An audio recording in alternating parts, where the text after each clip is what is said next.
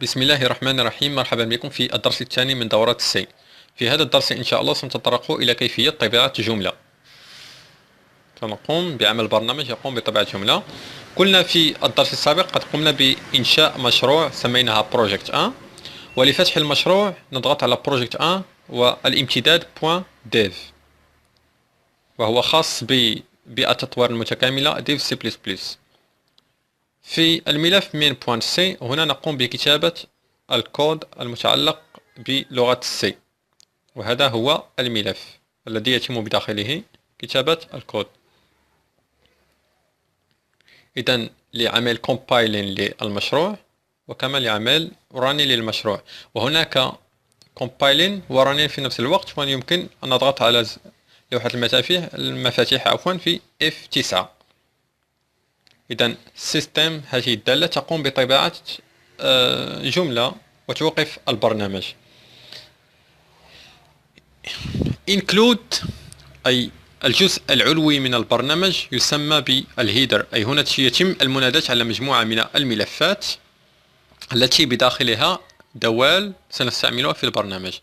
مثلا الملف studio.h هو ملف standard input output، أي بداخله نجد الدوال المتعلقة بإظهار النص وأخذ قيم.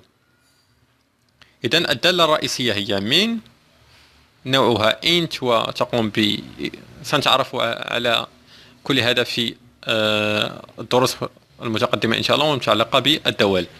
إذن ما يهمنا الآن هو طباعة جملة نختارها نحن، لذلك نستعمل الدالة printf الموجودة في الهيدر أو الملف studio.h. مثلا سنقوم بطباعة جملة easy info for Arab.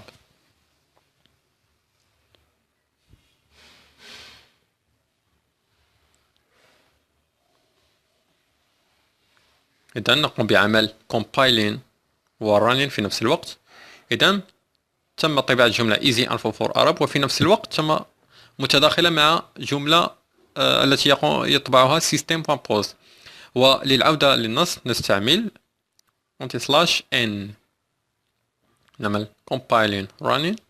إذن system.post هي دالة تطلب من المستخدم الضغط على أي مفتاح ليمر إلى الخطوة التالية، والخطوة التالية عندنا هنا هي إغلاق البرنامج.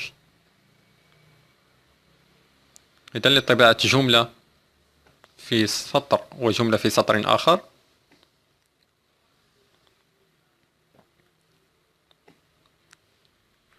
إذن هكذا يتم طباعة الجمل.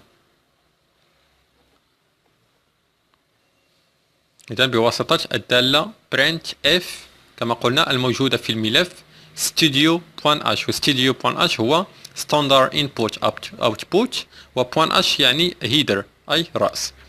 إذن نكتفي بهذا القدر، والسلام عليكم ورحمة الله وبركاته.